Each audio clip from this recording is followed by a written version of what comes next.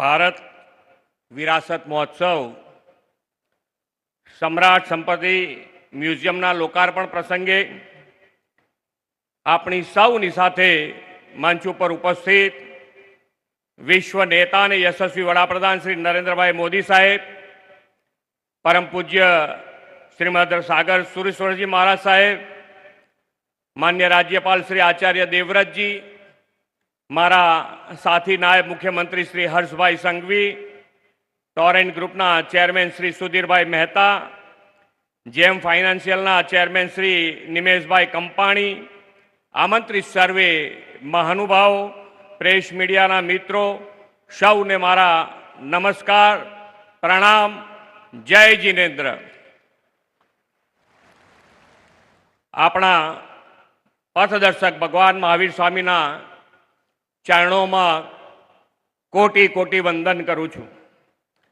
વિશ્વ નેતા અને યશસ્વી વડાપ્રધાન શ્રી નરેન્દ્રભાઈ મોદીએ વિકાસ બી વિરાસત બીના મંત્ર સાથે આપણી સંસ્કૃતિ, ધર્મ અને વિરાસતોના ગૌરવની પરંપરા પ્રસ્થાપિત કરી છે.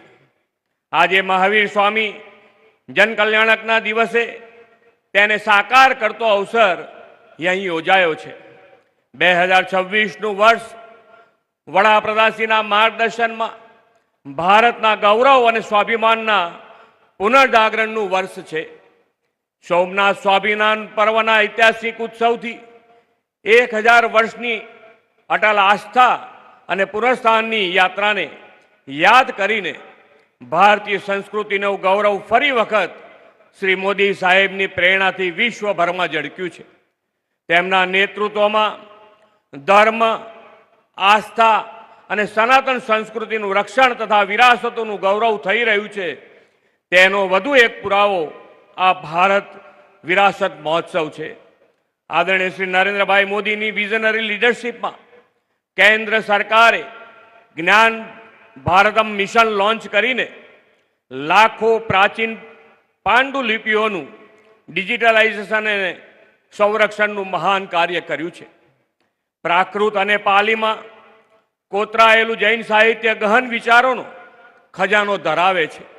વડાપ્રધાનશ્રીએ પાલી અને પ્રાકૃત ભાષાઓને ક્લાસિકલ લેંગ્વેજનો દરજ્જો આપીને જૈન સાહિત્યના અમૂલ્ય ગ્રંથોનું સંરક્ષણ કર્યું છે.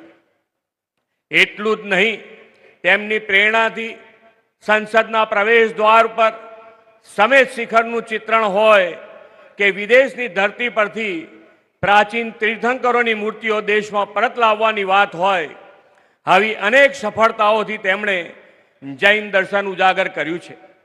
જૈન ધર્મ કેવળ ઐતિહાસિક જ નથી, પણ ખૂબ ગહન અને દરેક કાળમાં પ્રસ્તુત પણ છે. વર્તમાન સમયમાં મહાવીર સ્વામીના વિચારો જ વિશ્વને શાંતિનો રાહ દર્શાવી શકે એમ છે. આજે વડાપ્રધાનશ્રીએ જેનું લોકાર્પણ કર્યું છે તે સમ્રાટ સંપત્તિ મ્યુઝિયમ જૈન ધર્મ, ભારતીય સંસ્કૃતિ અને આધ્યાત્મિક વારસાની જીવન ઝાંખી કરાવતું એક દર્શનીય સ્થળ બનશે. કોબા જૈન તીર્થંકરના વિશાળ વિસ્તારમાં નિર્માણ થયેલા મ્યુઝિયમમાં લગભગ 2000થી વધુ દુર્લભ પ્રાચીન અવશેષો, હસ્તલિખિત ગ્રંથો અને કલાત્મક નમૂનાઓ રજૂ કરવામાં આવ્યા છે. આ મ્યુઝિયમ આધુનિક સ્થાપત્ય સાથે આપણી વિરાસતને ધબકતી રાખતું મહત્વનું કેન્દ્ર બનશે. આ માત્ર સંગ્રહાલય નથી, પરંતુ જૈન ધર્મના તત્વજ્ઞાન અને આધ્યાત્મિકતા વચ્ચેનો મજબૂત સેતુ છે, જે ઇતિહાસ અને આધ્યાત્મિક અનુભૂતિને જોડે છે.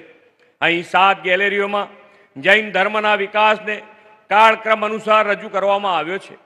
આ સ્થળ વર્તમાન અને આવનારી પેઢીઓ માટે જૈન ધર્મના મૂલ્યો અને સંસ્કૃતિને ચિરંજીવ રાખવાની પ્રેરણા આપવાનું કેન્દ્ર બનશે. જૈન પ્રાર્થનાના કેન્દ્રમાં રહેલો નવકાર મંત્ર એ પવિત્ર ઉચ્ચારોનો સંચય છે. ઉર્જા, સ્થિરતા અને પ્રકાશનો લયબદ્ધ પ્રવાહ છે. ગયા વર્ષે વડાપ્રધાન શ્રી નરેન્દ્રભાઈ મોદીની પ્રેરણાથી ભગવાન મહાવીરના જન્મ કલ્યાણક નિમિત્તે દેશભરમાં નવકાર મંત્રનું આયોજન થયું હતું. વડાપ્રધાન શ્રી આ નવકાર મંત્રના દિવસે રાષ્ટ્ર વિકાસ માટે નાગરિક હિતના 9 સંકલ્પો આપ્યા હતા. પાણી બચાવો, એક પેડ માં કે નામ, સ્વચ્છતા, વોકલ ફોર લોકલ, દેશ દર્શન, પ્રાકૃતિક ખેતી, હેલ્ધી અને આરોગ્યપ્રદ જીવનશૈલી, યોગ અને રમતગમત જીવનનો હિસ્સો બને તેમજ ગરીબોની સહાયતા.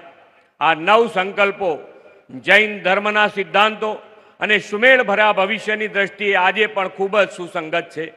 આપણે સૌ આ 9 સંકલ્પોને આપણી રૂટીન લાઈફ સ્ટાઇલનો હિસ્સો બનાવીએ. વડાપ્રધાનશ્રીના માર્ગદર્શનમાં વિકસિત ભારત 2047ના નિર્માણ માટે વિરાસતોના ગૌરવ અને સન્માન સાથેનું વિકસિત ગુજરાત બનાવીએ એ જ અપેક્ષા સાથે વિરમું છું. ભારત માતા કી જય. વંદે માતરમ. જય જય ગરવી ગુજરાત.